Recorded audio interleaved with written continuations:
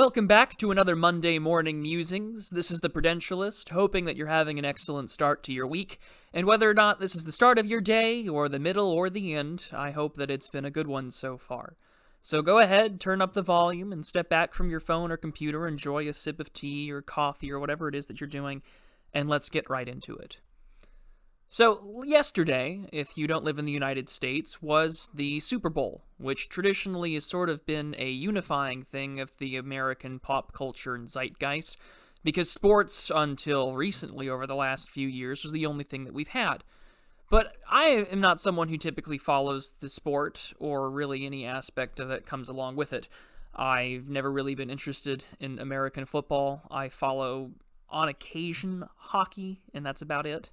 And even then, hockey is already seeing the infiltration of politics when they're complaining about how white the sport is. But nevertheless, I watched it with my parents, and this was the first football game that either of us had watched at the start of the entirety of the season. Now, I find that interesting because my parents, of course, are diehard Green Bay Packers fans. My father is from that part of the country. And yet, despite all of that, they were adamant to not watch any games or to support their favorite team because of politics. But here we go, watching these commercials and the game, and it all plays out the way that it is. And I was blown away by just how absolutely fucked everything seemed to be.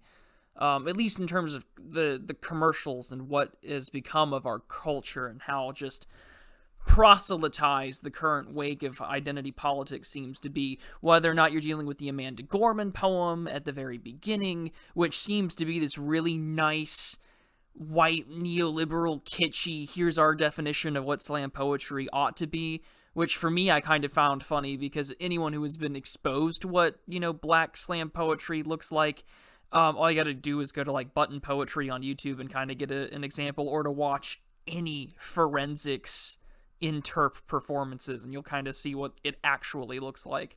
That just seemed to be the most bottled up, eat our corporate schlock kind of deal that we can get, especially when you're rhyming words like hot spots and talking about workers and whatnot. Just, okay, whatever. But the commercials, people watch them, right, because they're entertaining, and here it was just an absolute subjugation and domination of everything. And here's what I mean. This isn't just about the Super Bowl. This is about corporate culture in general. There's never, with very rare exceptions, usually a full white family. It's very much interracial or ethnically ambiguous people and couples and kids. Men are typically the character that has to be dealing with a behavioral or an attitudinal adjustment. They're usually obstinate in their old ways, or they're just flat out stupid. And, I mean, we saw that, I think, in that Oatly commercial, where they're talking about, a black father whose daughter isn't going to be buying him whole milk anymore. And, of course, they have the CEO doing their piano thing, which was just the most paused thing I think I had ever seen. I could not believe that this is what people are spending millions of dollars on. But at the same time, who am I to know? I'm not raised in New York or Los Angeles or one of these major cities where this is probably the mainstream culture and viewpoint. It's sort of a brutal wake-up call for me because I'm not someone who engages in this kind of consumption of pop culture or advertisement or media like that. So maybe that's just the simple case that, wow, the numbers have really changed to a point where this is the popular culture and this is what people are ingesting. But at the same time, I know that this is corporate schlock, this is fed to what it is, and I shouldn't believe it. Anyone who has a rudimentary understanding of Stanley Dietz's concept of corporate colonization, or even Noam Chomsky's manufactured consent, knows that this is kind of what we're dealing with, that we're going to have the culture trickle down from its mediated, focus-grouped, PR firms and advertising campaigns of A/B testing to see what works, and that eventually becomes the culture through mediated means of communication. The same thing with, the theory that when we the theory of when we come around and sort of look at the culture based on what TV tells us, it's a reflection of what we actually think it is. What we see becomes our reality. I talked about that in a previous video when comparing Will and Grace and the idea of homophobia amongst American viewers who watched the show. But I just couldn't believe that this is where we were at. I mean, I think the worst commercial of it all yesterday was Bruce Springsteen trying to talk about let's meet in the middle after we've totally fortified this election and stolen everything from you, your legal recourse, your political recourse, take away your ability to actually have the president of your choosing. Let's all meet in the middle now that we've made you a subjugated person. And as that saying goes, they would like to see you dead, but they'll settle for your submission. And I think Bruce Springsteen has been like the ultimate example of that. I talked about that yesterday on Twitter and took that line from Colin Quinn's unconstitutional comedy special that if you really cared about the working man, Bruce Springsteen, you wouldn't do a 37-minute Rosalita at 11:05. But that's where we are with the culture, and that's such a great example over the last 5 years.